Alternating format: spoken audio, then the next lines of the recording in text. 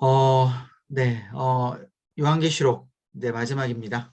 자, 요한계시록이라고 한다면, 우리 많이, 일단 어려운 책이다. 어려운 성경 말씀이다. 그리고, 물론, 네, 앞으로의 예언에 대한 말씀인 것은 우리가 많이 알고는 있지만, 도대체 이 앞으로의 예언의 말씀을 왜 이렇게 굉장히 좀 비유처럼 이야기를 하고, 또 어렵게 이야기를 했는지, 좀 많이 어려운 책이잖아요.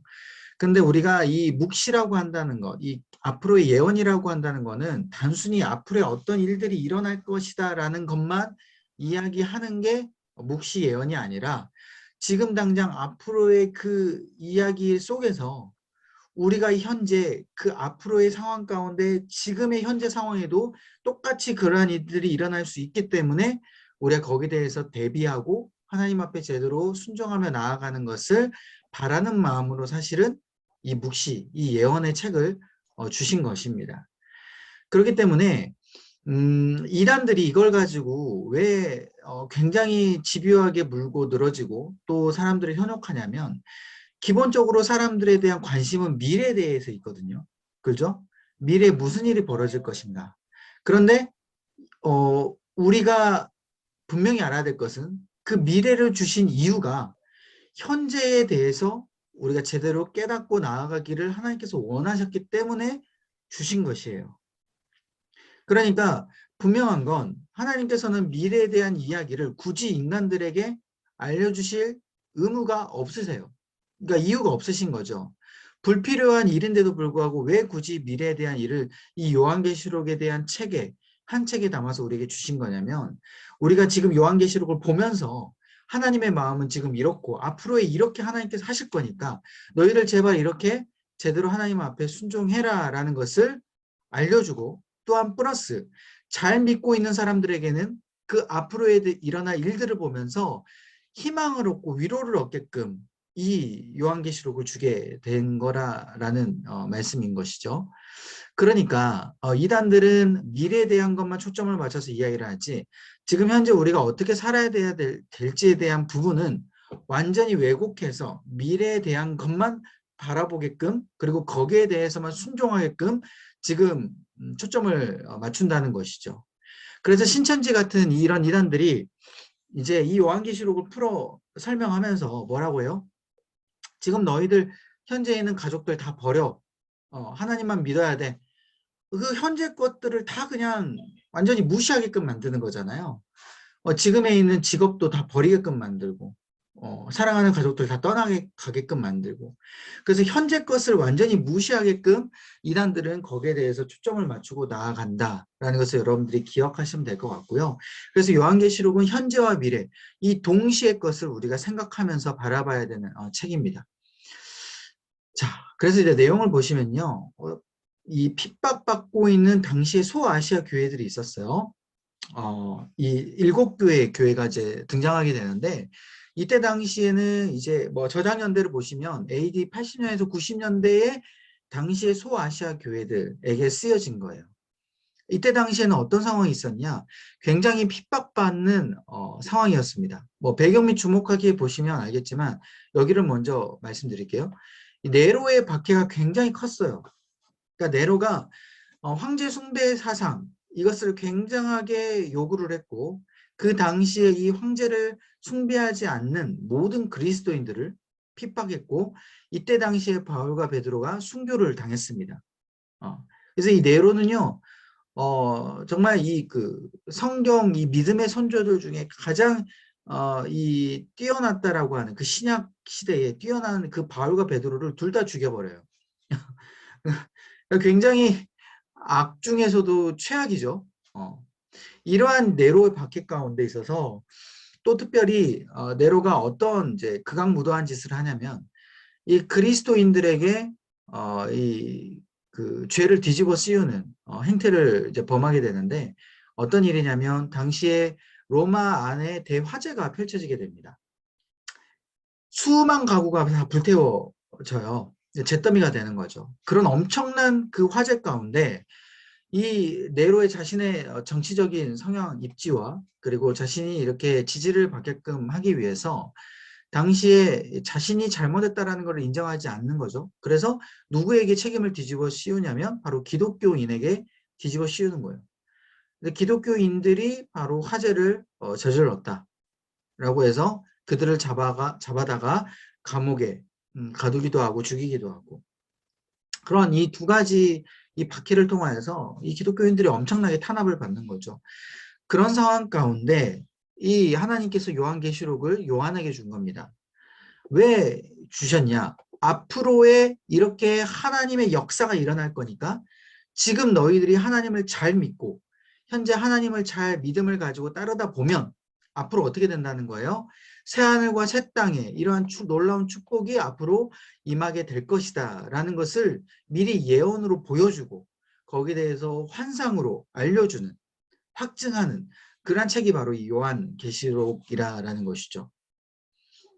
당시에 박해가 너무 심했기 때문에 단순히 선지자가 나타나서 하나님이 이렇게 알려주셨습니다 라고 그냥 말로만 알려주면 사람들이 많이 못 믿거든요. 그러다 보니까 하나님께서 제대로 된 엄청난 환상으로 그냥 빼도 박지 못하게끔 그렇게 딱 보여주시는 거죠. 그래서 사람들이 환상으로 보여줬다라는 그 소망 속에서 이 기독교인들이 진짜 하나님께서 이렇게 보여주신 거면 우리가 믿고 우리가 믿음을 가질 수 있겠구나라는 그런 생각을 할 수 있었다라는 겁니다. 자, 그래서 보시면 이런 박해들이 이제 지속이 됐기 때문에 당시에 보시면 성도들이 배교를 할 수 있는 마음도 많이 있었던 것이죠. 여러분, 우리가 아무리 믿음이 있다라고 할지라도요, 당시의 박해가 그렇게 너무 심하고 고통스럽게 한다면 우리가 하나님을 믿는다는 게 좀 쉽진 않잖아요. 또 특별히 당시에 뭐 새신자들이라든지 하나님을 나중에 믿는 사람들이라면 당시에 그게 더 심하게 되는 것이죠. 그렇기 때문에 이런 배교를 할 수 있는 그런 마음들을 붙잡기 위해서 이런 요한계시록이 쓰여진 거고요. 그래서 이 주된 내용이 뭐냐면 지금 당장은 이루어지진 않아요. 사실은. 이 배교가 언제 끝날지는 몰라요. 그렇지만 이 땅의 세계에 넘어 있는 하늘의 세계를 지금 보여주고 있는 겁니다. 지금 당장 눈에 보이는 건 핍박밖에 없지만 핍박 넘어서 있는 하나님께서 모든 것들이 다 하나님의 계획 아래 천군 천사들도 움직이시고 또 이 땅의 모든 것들을 하나님께서 주관 아래에 움직이신다라는 것을 환상으로 딱 보여줘 버리는 거예요. 그래서 이것이 보여지니까 어떻게 해요? 마음 가운데 안심이 되는 것이죠. 네. 그래서 여러분, 우리가 박해가 온다거나 뭐 예를 들어 환경 가운데 굉장히 어려움이 딱 처해졌을 때 하나님께서 이것을 지금 주관하고 계신다라는 것을 딱 환상으로 딱 봐버려요. 만약에 여러분들이 기도하시면서. 그럼 여러분 어떻겠습니까? 지금 이 어려움이 아무리 힘들더라도 이건 어려움처럼 느껴지지 않을 겁니다. 왜? 지금 이거 하나님께서 주관하고 있다라는 걸 지금 딱 눈에 보여버리니까. 그래서 이게 마찬가지로 하나님께서 딱 보여주시는 거예요. 지금 눈에 보이지 않는 세계를 보여주시면서 내가 이렇게 지금 운행하고 있다. 내가 이렇게 전 세계를 내가 지금 주도하고 있다라는 것을 지금 딱 보여주시는 것이죠. 그래서 우리가 알지 못하는 비유와 환상들이 쭉 나타나는 거예요. 근데 사실 알고 보면 이런 비유와 환상들은 어렵진 않아요. 의미가 다 똑같기 때문이에요. 자, 그래서 이런 하나님께서 이게 보여주심 통하여서 성도들을 이제 일으키고요. 두 번째는 이런 임박한 재림설을 하나님께서 또 보여주십니다. 곧 있으면 예수님이 올 것이다. 재림할 것이다. 이게 임박한 재림설인데 실상은 이게 어떻게 보면 조금 이런 표현은 그렇지만 하나님이 좀 너무하시긴 했어요. 이게 무슨 말이냐면 여러분들 산을 타보면 아시죠? 어렸을 때 혹시 산 부모님과 타보신 적 있으십니까? 여러분들 산 타면 어때요? 우리가 이제 힘들잖아요. 힘들면 엄마한테 물어보죠. 부모님한테. 엄마, 아빠 곧 있으면 언제 정상에 도착해? 그럼 부모님들이 100번이면 거짓말을 하잖아요. 5분이면 가면 도착이다. 또 5분 뒤에 뭐라 그래요? 엄마 언제 도착해? 5분 지났는데. 조금만 더 가면 돼. 조금 더 가면 또 언제 도착해? 그럼 또 조금만 더 가면 돼. 하면서 결국 3시간, 2시간 등산을 해야지 정상에 도착하잖아요. 마찬가지로 이 임박한 재림절을 하나님께서 말씀은 하시는데 곧 있으면 예수님이 오실 것이다 라고 이야기는 하는데 중요한 건 지금 2000년이 지난 이 시점까지도 주님이 재림하지 않으셨어요. 그러니까 결국 이 임박한 재림설의 목적은 뭘까요? 지금 당장 배교를 해버릴 것 같은 이 믿음을 이제 놔버릴 것 같은 사람들에게 조금만 더 참으면 하나님이 오시니까, 예수님이 오시니까 조금만 더 참자. 좀 선의의 거짓말을 그 임박한 재림설이 이렇게 나타나게 된 거죠. 그런 목적으로 이 임박한 재림설을 이야기해 주는 거고, 결국 성도들은 이 임박한 재림설 때문에 지금 당장 배교하고 싶더라도 어떻게 해요? 믿고 견딜 수 있는 힘이 된 것이죠. 그래서 결국 이 계시록을 통하여서 결국 하나님의 결국 곧 있으면 오시고 결국 눈에 보이지 않는 저 세계 가운데 하나님께서 주관하고 계시는 그것에 대해서 정확하게 설명해 주면서 우리가 지금 이 상황 가운데 이 핍박된 상황 가운데 그리고 어려운 상황 가운데 어떻게 견뎌내야 할지에 대해서 정확한 메시지를 주게 되는 게 바로 요한계시록입니다. 어쩌면 미래에 대한 초점보다는 지금 현재에 대한 초점이 더 많은 게 이 묵시예요. 예언이에요. 그래서 하나님께서는 웬만하면 미래의 일을 알려주시지 않습니다. 극소수의 사람들 외에는. 왜 그러냐? 미래의 일을 알려주면 지금 현재 이것을 지금 견뎌내고 있는데 이것에 대해서 우리가 어떻게 생각할까요? 물론 미래 것을 우리가 딱 이겨낸다라고 하면 굉장히 더 좋다라고 생각을 많이 할 수 있어요. 그런데 현재 우리가 이것에 대해서 미리 알고 또 거기에 대해서 그냥 미리 딱 확증을 해버리면요. 우리가 현재 지금 하나님을 붙들고 있는 그런 간절한 소망들, 간절한 마음들이 과연 생길 것인가? 그렇지 않다라는 게 하나님의 결론이다라는 겁니다. 왜? 뭐 내일 내가 이거 다 이겨낼 건데 뭐 하려고 오늘 눈물을 흘립니까? 뭐 하려고 내가 하나님 앞에 간절하게 붙듭니까? 그죠? 그냥 시간이 지나면 해결해 주는 거니까 하나님의 그 뜻대로 그 시간 가운데 그래서 우리가 이 현재를 어떻게 최선을 다해 하나님을 붙들고 살아가는가 거기에 대해서 더 초점을 맞추고 하나님께서 바라시는 부분이다라는 것이죠. 그래서 계시록의 특징은 보시면요. 계시가 있고요. 그다음에 미래의 일을 분명하게 우리에게 메시지로 알려주는 계시. 그리고 예언이다라고 하는 거는 앞으로의 일들에 대해서 이렇게 일어날 것이다라는 것을 환상으로 다 보여주는 거고. 세 번째는 편지. 편지는 이제 아까 소아시아 교회에 보냈다라고 그랬잖아요.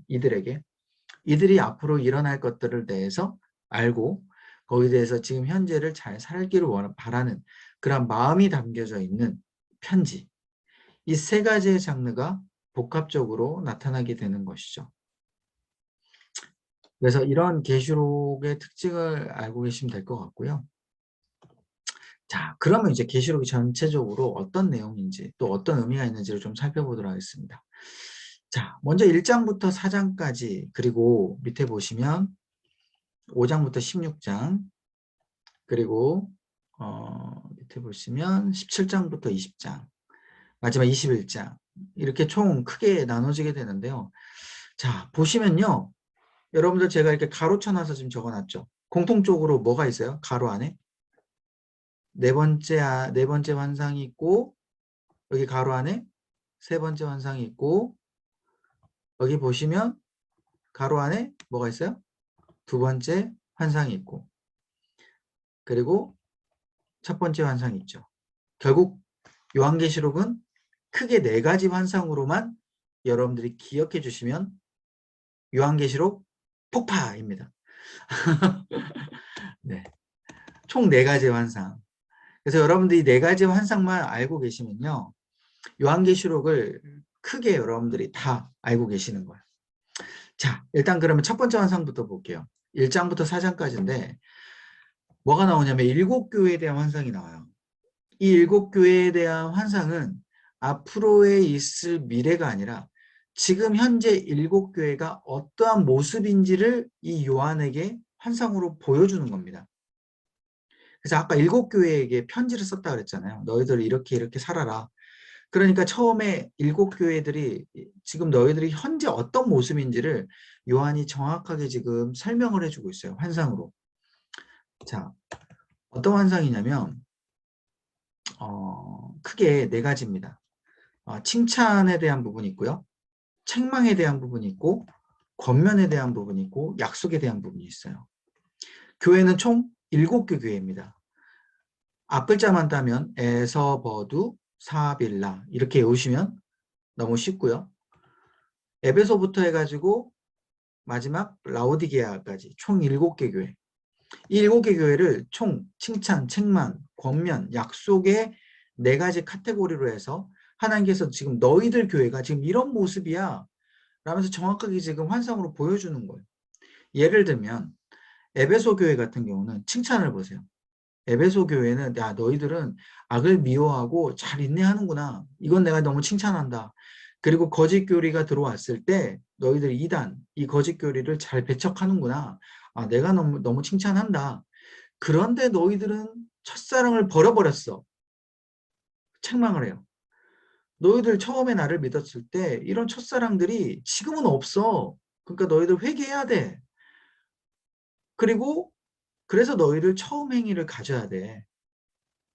그리고 마지막은 내가 너희들 처음 행위를 가지게 되면 내가 앞으로 너희들 교회의 생명나무의 과실로서 내가 축복을 줄게. 이런 식으로 칭찬, 책망, 권면, 약속의 이 4가지의 부분이 하나님께서 각 교회마다 쭉 현재 모습을 이야기를 해주고 있는 겁니다. 이해되시죠? 네. 서머나 교회 같은 경우도 마찬가지예요. 환난과 궁핍을 너무 잘 견뎠지만 서머나 교회만 책망이 없어요. 보시면. 그러니까 서머나 교회가 가장 잘했다고 보면 돼요. 서머나 교회는 환난과 궁핍을 너무 잘해서 칭찬받지만 책망이 없고요. 권면하는 것은 대신 너희들 죽도록 충성해라 라는 이야기를 해줘요.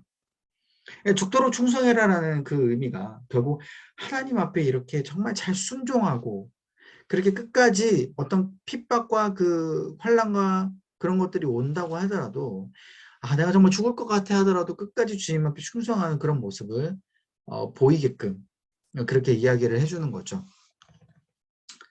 그리고 약속은 너희들이 이렇게 견디면 생명의 멸류관을 주겠다. 이런 서머나 교회를 보면서 이야기를 해주고요. 버가모 교회는 믿음을 저버리지 않았고요. 부도덕, 우상숭배, 음행을 허용을 한 것에 대해서 굉장히 책망을 합니다. 우상숭배했다라는 거는 뭐 말 다 했죠. 그래서 권면은 다른 거 필요 없어요. 너희들 회개해야 돼. 회개해서 돌아와야 돼. 그러면 감추어졌던 만나. 이 만나라는 게 무슨 뜻인지 아십니까? 말씀이에요, 말씀. 그러니까 지금까지 버가모 교회에게 하나님의 말씀이 제대로 들리지가 않았어요. 왜? 우상숭배도 하고 음행도 하고 부도덕했기 때문에 너희들 회개하지 않으면 내가 이제까지 감추어졌던 그 말씀을 앞으로 계속 보이지 않겠다라는 거예요. 그래서 여러분 우리도 하나님 앞에 죄를 짓고 굉장히 하나님 앞에 뭔가 책망받을 만한 그런 우리 죄를 짓게 되면 어때요? 첫 번째 나타나는 증상이 뭐냐면 기본적으로 말씀이 안 들려요. 마음이 닫혀져 있기 때문에 말씀이 안 들립니다. 그리고 두 번째 현상은 뭔지 아십니까? 드러내는 거를 너무 꺼려해요. 내 자신 자체가. 기본적으로 너무 사람과의 만남 그리고 내 자신을 드러내는 것에 대해서 극도로 아끼게 됩니다. 왜 그러냐? 이 내 안에 있는 성령님이 자꾸 부끄러워하는 마음을 주기 때문에 성령님도 부끄러워하거든요. 그 죄에 대해서. 그렇기 때문에 내 안에 있는 성령님이 그렇게 마음을 주세요. 근데 이런 것들이 하나님께서는 정확하게 너희들 회개하지 않으면 내가 말씀도 주지 않고요. 새 이름을 새긴 돌이라고 한다는 것 자체가 하나님에 대한 백성으로 새긴 돌이라는 거예요. 하나님의 백성으로. 그러니까 진짜 회개하지 않으면 천국 못 갈 수도 있는 거예요. 하나님의 백성으로 안 될 수도 있는 거죠. 그런 부분에 대해서 정확하게 무섭게 하나님께서 이 버가모 교회에 대해서 이야기를 하고 계시고 두아디아 교회도요. 사랑, 섬김, 믿음, 이 인내 이게 처음보다 너무 더했기 때문에 하나님께서 칭찬은 하시는데 중요한 건 우상 숭배를 했어요. 그런 제단 우상 숭배를 했고 또 부도덕을 가운데 여러 가지 이제 뭐 음행이라든지 그리고 물질에 대한 부분이라든지 이런 것들이 굉장히 두아디라 안에서도 많았다라는 것이죠. 그리고 심판이 다가온다. 그러니까 너희들 믿음을 지켜라. 이렇게 권면을 하고 약속은 만국을 다스리는 권세와 새벽별을 내가 너희들에게 주겠다. 그러니까 결국 이 세상 가운데 너희들에게 승리를 주겠다라는 것을 두아디라에게 약속을 해요. 뭐 사대교회, 뭐 빌라델비아 교회 이 두 가지 교회는 특징이 믿음을 너무 잘 견뎌냈어요. 믿음을 끝까지 잘 지킨 거죠. 그런데 문제는 사대교회는 죽은 교회다. 믿음은 잘 지켰는데 무엇이 죽었냐면 그냥 견디기만 한 거예요. 그러니까 핍박이 딱 다가오면 그 로마 그 네로 황제 막 핍박이 다가오는데 그냥 견디기만 한 거야. 문제는 이것을 하나님 앞에 정말 기도로서 어떤 정말 신앙으로서 이렇게 견뎌낸 게 아니라 그냥 죽지 못해서 그냥 견뎌낸 거죠. 그게 그래서 이제 죽은 교회라는 이제 표현을 쓴 거고, 그래서 너희들에게 회개하라라고 하는 거예요. 남은 것을 굳게 하라. 남은 너희들의 믿음이 조금 있기 때문에 그 남은 믿음이라도 너희들 끝까지 붙잡아서 하나님 앞에 나아가라. 그래서 그렇게 하면 너희들이 명예를 얻고 흰옷을 입을 것이다. 라는 이러한 이제 축복을 받게 되고요. 빌라델비아 교회도 책망이 없네요. 책망이 없는데 여기도 믿음을 끝까지 잘 지켜라 라는 권면과 함께 하나님이 임재하시는 장소, 새 이름, 새 예루살렘이다라는 이런 축복을 같이 줍니다. 너희들 교회에 하나님이 임재하실 것이다. 이런 축복인 것이죠. 그래서 특별히 이제 라오디게아 교회를 봤으면 좋겠는데요. 라오디게아 교회는 이제 칭찬이 없습니다. 왜 그러냐? 무관심하대요. 하나님 앞에. 그리고 신앙이 미적지근한 거죠. 그래서 표현이 어떻게 표현이 나와요? 뜨겁지도 않고 차갑지도 않는 너희들 신앙이 이렇게 미적지근하다. 그래서 여러분 이거 우리 충격을 먹어야 돼요. 미적지근하다라는 거는 그래도 어느 정도 신앙이 있다라는 거거든요. 내가 그렇게 하나님 앞에 막 불처럼 뜨겁게 하나님을 막 찾거나 그러진 못하더라도 어느 정도 신앙이 있다라는 건데 하나님이 거기에 대해서 지금 책망을 하고 있는 거예요. 너희들 차라리 신앙이 없는 사람들처럼 그냥 신앙 없게끔 해버리면 모르겠는데 왜 너희들 신앙을 가지고 있으면서도 이렇게 미적지근하게 뜨겁지 않게 하나님을 그렇게 믿음을 갖지 못하느냐. 거기에 대해서 책망을 하는 거예요. 그래서 여러분들 이 라오디게아 교회를 보면 참 우리와 비슷하다라는 마음이 많이 들고요. 오랫동안 신앙생활을 하면 할수록 이런 미적지근한 우리의 태도, 우리의 신앙 이런 것들을 굉장히 경계해야 됨을 라오디게아 교회를 보면서 우리가 알 수 있는 거죠. 그래서 권면이 열심을 내라라는 거예요. 너희들 제발 열심 좀 내라. 그리고 회개해라. 열심 없었던 거에 대해서. 그렇다면 너희들이 예수님의 보좌에 함께 앉게 될 것이다. 라는 축복을 같이 주게 되는 거예요. 그래서 여러분 이 일곱 교회가 특징을 보면요. 물론 믿음을 잘 못 견디는 교회들도 있지만 대부분 믿음도 나름 잘 지키고 대부분의 신앙은 있어요.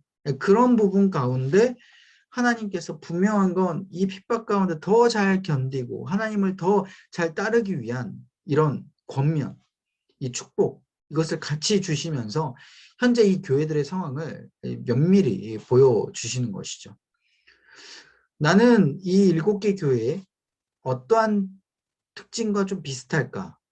한번 여러분들이 같이 이렇게 대입해 보시면서 이 교회들의 말씀을 묵상해도 좋을 것 같습니다. 자, 이게 첫 번째 환상이고요. 첫 번째는 이제 현재 있는 교회들의 모습을 보여준 거죠. 자, 그렇다면 이제 두 번째 환상은 뭐냐? 이제 심판을 보여줍니다. 심판. 자, 심판을 보여주는데 이 심판은 누구에게 있는 심판일까요? 바로 로마나 세상의 예수님을 핍박을 하는 그 무리들, 그 사람들을 지금 심판을 하는 거예요. 그 지금 당장 심판은 아니죠. 이게 앞으로에 있을 이제 심판인 겁니다. 그러면 앞으로 이들을 어떻게 심판을 할 것이냐? 총 3가지의 심판을 보여주는데요. 첫 번째, 인이라는 심판. 이 인이라는 거는 그 이렇게 떼는 거예요. 떼. 어떤 말씀에 대한 부분을 이렇게 뗍니다. 두루마리 같은 것을 이렇게 하나씩 떼요. 그러면 하나씩 뗄 때마다 심판이 하나씩 하나씩 임하게 되고요. 그 다음에 나팔도 마찬가지예요. 나팔을 붑니다. 하나씩 하나씩. 7번을 나팔을 불어요. 그러면 나팔을 하나 불 때마다 심판이 하나씩 임하게 된 겁니다. 그러니까 총 7가지의 심판이겠죠. 그리고 대접도 마찬가지예요. 대접도 하늘에서 대접을 부어버려요. 어떤 대접이냐. 핍박받는 사람들의 그 고통받았던 그 피가 담겨져 있는 대접들. 그런 것들을 하늘에서 이렇게 공중에서 부어요. 그러면 한 번씩 부을 때마다 심판이 임하게 되는 겁니다. 그러니까 총 3가지의 심판이 7번씩 이루어지게 되거든요. 그러면 7, 3, 21. 총 21번의 심판이 임하게 된 거죠. 여러분, 여러분들이 죄악을 저질렀을 때 21번 가운데 심판을 받아버린다고 생각을 해보세요. 여러분 거의 죽고 싶겠죠. 한 번의 심판도 어려운데 21번 심판을 여러분들 받는다고 한번 생각을 해보세요. 거의 살기 싫을 겁니다. 마찬가지로 이 심판들이 어마무시한 심판들이에요. 자, 보시면 자, 어떤 심판들이냐면 자, 제가 이렇게 정리해 놓은 거는 굳이 막 이렇게 다 설명하기보다는 한번 말씀드릴게요. 첫 번째부터 7번째까지 하나씩 이제 인을 뗐다 그랬잖아요. 이렇게 인을 떼는데 등장하는 대상들이 있어요. 뭐 첫 번째 인을 뗐을 때는 뭐 흰 말이 등장하고 뭐 그다음 붉은 말, 뭐 검은 말, 뭐 이런 게 이제 말들이 막 등장하고 막 성도들의 영혼이 등장하고 막 이렇게 등장을 하는데 이렇게 등장하는 게 뭐냐면 이 등장하는 이 대상들이 직접 심판을 하는 거예요. 심판을. 대상이 나와가지고. 그래서 어떻게 심판을 하냐. 정복을 하고요. 흰 말이 나와가지고 그리고 붉은 말이 나와가지고 사람들을 막 피 흘리게끔 죽이고 전쟁을 일으키고요. 그 다음에 막 기근을 일으킵니다. 그리고 죽음에 대한 심판을 일으키고요. 그리고 성도들을 박해하고 순교하는 그런 부분에서 똑같이 그 로마나 세상을 그 예수님을 핍박하는 무리들에게 똑같이 박해하고 순교하게끔 만드는 그런 것들을 보여줘요. 그 다음에 지구, 그 다음에 천체 이런 것들이 막 흔들리고 막 지진이 일어나고 막 이런 심판들이 하늘의 그런 모든 그 자연현상들의 심판들이 일어나고요. 그 다음에 마지막 7째 인은 이건 심판이라기보다는 이제 2번째 그 심판에 대한 부분을 준비를 하는 거예요. 이제 인은 끝났는데 그 다음에 나팔 심판이 있기 때문에 나팔 심판을 준비하는. 그래서 7째 인을 뗐을 때는 반 시간 동안에 고요함이 나타납니다. 심판이 임한 건 아니고. 자, 2번째는 나팔에 대한 이제 심판이 일어나요. 똑같이 뭐 막 이런 것들이 나타나죠. 이런 것들이 나타나면서 어때요? 막 식물이 불살라지고요. 바다 생물이 죽고요. 막 물이 독으로 변하고요. 막 이런 심판들이 일어나는데 여러분 특징들을 한번 보세요. 지금 제가 여기 적어놨는데 네, 지금 3분의 1. 그러니까 한 번에 모든 식물들이 다 불살라지고 한 번에 막 바다 생물들이 다 죽고 이런 게 아니라 이 식물의 3분의 1만 그리고 바다 생물의 3분의 1만 다 3분의 1씩 심판을 당해요. 이 나팔재앙 때. 인류도 마찬가지. 인류의 3분의 1도 살육이 당하고 이런 것들이 3분의 1씩 돼요. 왜 그러냐? 자, 그 다음에 나타나는 7대적에게 그 3분의 1 남은 것들이 이제 또 고통을 받는 그러한 이제 심판이 일어나기 때문이에요. 자, 일단은 3분의 1만 이렇게 심판을 받고 난 다음에 7째 나팔까지 이제 심판이 되게 되면요. 주님이 승리를 선포하시거든요. 24장로들이 나와서 하나님 앞에 막 영광을 돌리고 막 승리를 선포해요. 그리고 나서 어떤 일이 펼쳐지냐면 여기 보세요. 이 12장에 보면은 천사장 미가엘과 사단, 용과의 싸움이 나타납니다. 여러분 생각해 보세요. 미가엘 천사장이 이제 미가엘인데 이 미가엘이랑 사단하고 용과하고 서로 싸우면 누가 이길까요? 그냥 상식적으로 누가 이길까요? 당연히 천사장이 이기죠. 그죠? 여러분 설마 사단하고 용이 이긴다고 생각하시는 분은 없겠죠. 그러면 우린 망해요, 여러분. 당연히 천사장이 이깁니다. 그러니까 미가엘이 사단하고 용을 엄청나게 그냥 갈기갈기 그냥 찢어버려요. 그냥 죽여버려요. 그런데 완전하게 죽이진 않아요. 왜냐? 여러분 그 영화 같은 데 보면요. 제가 아직까지 기억나는 영화가 뭐냐면 악마를 보았다라는 영화가 있는데 혹시 여러분 아세요? 옛날에 이병헌이 나오고 아무튼 아무튼 좀 쓸데없는 이야기인데 아무튼 보통 복수하는 영화를 보면 여러분은 한 번에 복수를 해서 끝내면 그게 제대로 된 복수가 아니다라는 보통 인식들이 많이 있어요. 그래서 영화 같은 데 보면 어떻게 해요? 복수를 그냥 잘근잘근 복수를 계속 이렇게 해주잖아요. 그 사람이 도저히 살 수 없을 정도로. 이게 마찬가지예요. 지금 사단하고 용도요. 한 번에 다 죽이는 게 아니에요. 일단은 무엇인가 힘을 끊어놓고 고통스럽게 해놓고 일단 땅으로 쫓겨나게끔 일단 천사장이 그렇게 만들어 놉니다. 그래서 사단이 원래 하늘에서 천사장 미가엘과 막 싸우다가 전쟁에 패해가지고 땅으로 이제 쫓겨나게 되는 것이죠. 이게 지금 이제 앞으로 있을 일들에 대해서 지금 보여주는 겁니다, 여러분. 자, 그래서 사단은 지금 땅으로 쫓겨난 상황에서 계속해서 지금 심판이 이루어져요. 일곱 대접에 대한 이제 심판이 이루어지는 건데 첫 번째부터 일곱째까지도 보시면 이 등장하는 대상들이 이게 나와요. 뭐 땅, 바다 막 이런 것들이 탁 나오면서 갑자기 땅에서 악하고 독한 종기가 막 나게 되고요. 그리고 바다의 모든 생물들이 죽게 되고요. 모두 피로 변하고 해가 불로 사람들을 태우고. 자, 여러분 보시면 아까 3분의 1만 그랬는데 지금 어때요? 남아있는 것들에 대한 이제 또 심판이죠. 아까는 보세요. 뭐 지금 여기 바다 모든 생물이 죽었다고 했는데 아까 앞에서 나팔을 불을 때는 바다 생물의 3분의 1만 죽고요. 그죠? 여기 보면 물이 3분의 1이 독으로 변했다고 했는데 여기는 어떻게 돼요? 모두 피로 변했다고 나오잖아요. 강과 물이. 그러니까 이런 식으로 처음에는 조금만 심판이 됐다가 그 다음에는 완전히 모든 것들이 다 심판이 되게 되는 이러한 이제 심판이 오게 되는 것이죠. 자, 특별히 6째 대접을 한번 보세요. 이때는 강이 완전히 이제 마르고요. 전쟁을 위해서 이제 왕들이 아마겟돈에 집결하는 모습을 보여주게 됩니다. 이거는 이제 최후의 전쟁을 이제 준비를 하게 되는 건데 여기 왕들이라는 게 누구 왕들일까요? 세상의 왕들이에요. 하나님을 대적하는 왕들. 그래서 아까는 사단이 전쟁에 패해서 땅으로 쫓겨났잖아요. 그 사단이 세상의 왕들을 다 모읍니다. 모은다라는 게 유혹하는 거죠. 현혹하는 거죠. 야, 너희들 나의 수하가 되어라 해가지고 세상의 왕들을 다 사단의 졸개들로 만들어가지고 사단이 이제 최후의 전쟁을 준비하는 거예요.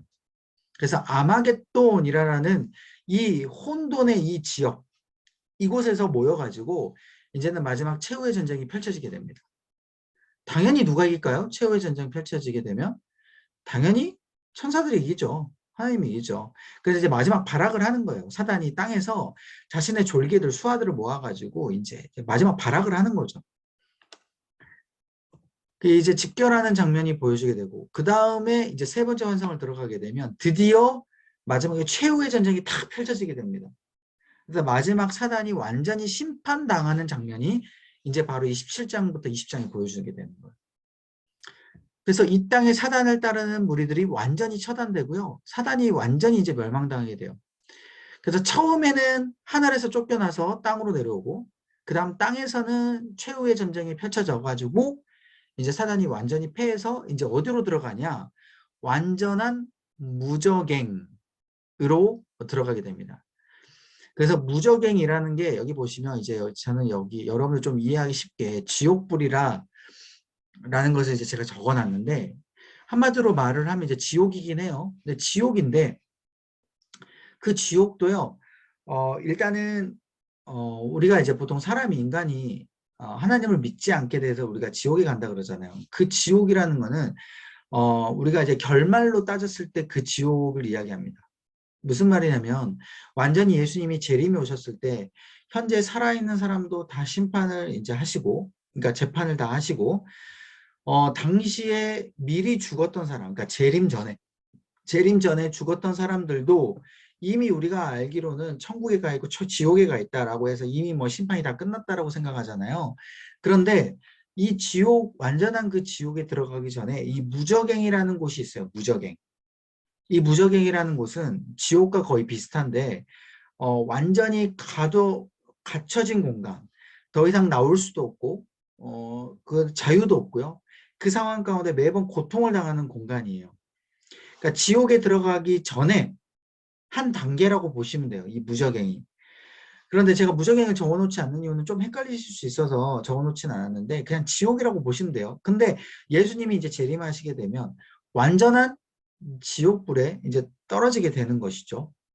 그렇기 때문에 이 사탄이 완전한 지옥불에 이제 떨어지게 돼서 무저갱이라는 곳에 일단 먼저 들어가서 예수님이 오시기 전까지 거기서 매번 고통을 당하다가 이제 예수님이 재림이 딱 오시게 되면 사단은 완전히 지옥불에 이제 떨어져서 거기서 이제 예수님을 믿지 않는 사람들과 함께 영원한 고통을 받게 되는 것이죠.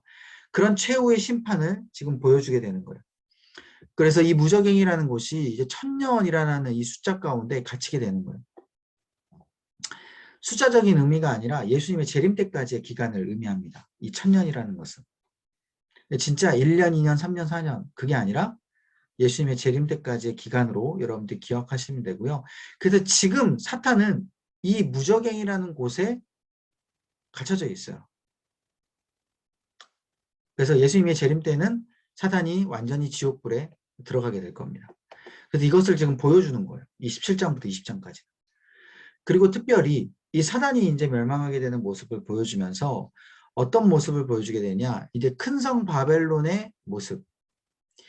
그러니까 사탄이 멸망했기 때문에 사탄을 따랐던 그 사탄의 가장 추종자, 가장 큰 수제자였던 이 로마, 사탄의 큰 수제자, 이 로마죠. 이거는 이제 로마라는 꼭 나라를 지칭하기보다는 세상에 하나님을 따르지 않는 그 사탄을 따르는 그 무리들을 뜻하고요. 대신 표현을 왜 큰 성 바벨론이라는 표현을 썼냐. 당시 아까 말씀드렸잖아요. 이 요한계시록을 쓸 때는 로마가 굉장히 핍박을 가하던 시기였습니다. 그러니까 조금만 내가 예수님 믿다라고 이야기하면 그냥 바로 잡아가는 거예요. 특별히 이 사도 요한도 당시에 반모섬이라는 곳에서 갇혀져 있는 상황에서 이 요한계시록을 받은 겁니다. 예수님을 전하다가 순교당하기 전에 이 반모섬이라는 곳에서 요한계시록을 쓰고 바로 순교를 당하게 된 것이죠. 그렇기 때문에 이 사도 요한이 이 요한계시록을 받고 쓸 때 로마라는 글자를 딱 쓰게 되면 어떻게 되는 거예요? 그냥 직결 처형인 거예요. 그러니까 로마라는 글자를 쓸 수가 없어서 이 로마에 대한 상징적인 의미가 당시 구약 성경에 보면요. 가장 이스라엘 백성들을 힘들게 만들었고 포로로 만들었던 나라가 어느 나라였어요? 구약 성경에? 바벨론이라는 나라죠. 바벨론 때문에 70년 포로 생활을 했고 이스라엘 백성들이 그만큼 고통을 당했잖아요. 그래서 이스라엘 백성들이 너무나도 자신들의 대적이었던 구약 성경에 가장 자신들을 고통스럽게 했던 그 바벨론이라는 그 나라의 이름을 차용을 해서 로마와 동일시하게 상징적인 의미로 만들어진 것이죠. 그래서 큰 성 바벨론이라는 표현을 쓰게 된 겁니다. 이해되시죠? 그래서 이 로마를 하나님께서 앞으로 멸망시키게 만들겠다. 그래서 하나님을 대적하는 세상이 완전히 멸망당하게 된다라는 것을 딱 보여주게 된 거예요. 그러니까 여러분들 27장부터 20장의 이 모습만 보면요. 얼마나 사람들이 핍박당하던 이 성도들이 얼마나 힘을 얻겠습니까? 그죠? 야, 이렇게 된대. 그러니까 완전히 이제 힘을 얻는, 그러니까 클라이막스, 완전한 그, 그, 영화에서도 보면 클라이막스, 드라마틱한, 어, 이겨나가는 그런 이제 부분인 거죠. 그래서 이때는 어린 양의 혼인잔치가 펼쳐지게 되는 거예요. 사단이 멸망했고 또 로마가 멸망했기 때문에 이제 어린 양의 혼인잔치가 막 이 땅 가운데 쫙 펼쳐지게 되면서 예수님께서 이제 재림하실 것이다. 그리고 우리가 하나님을 믿고 따르게 되면 저 어린 양의 천국 혼인잔치에 따르게 될 것이다. 참여하게 될 것이다. 그래서 어린 양의 혼인잔치가 너무 아름답게 표현이 됩니다. 막 각종 먹을 것들 뿐만 아니라 하나님과 같이 동행하는 모습들, 금은 보화들 막 이런 것들을 쫙 보여주게 되는 것이죠. 그러면서 연결해서 네 번째 마지막 환상은 새 예루살렘과 새 하늘에 대한, 새 땅에 대한 축복을 보여주게 돼요. 여러분, 지금 현재 예루살렘은요, 멸망당한 상황입니다. AD 70년에 로마 티투스 장군을 통하여서 예루살렘 성이 완전히 멸망당했거든요. 파괴가 됐어요. 그래서 이스라엘 백성들은 더 이상 민족성이 없어지는 상황이었어요. 그런 상황 가운데 흩어져서 살다가 지금 이 요한계시록이 쓰여진 게 80년이거든요. 약 10년 정도 더 지난 상황에서 이제 예루살렘에 대한 희망이 아무도 없었어요. 이스라엘 백성들은.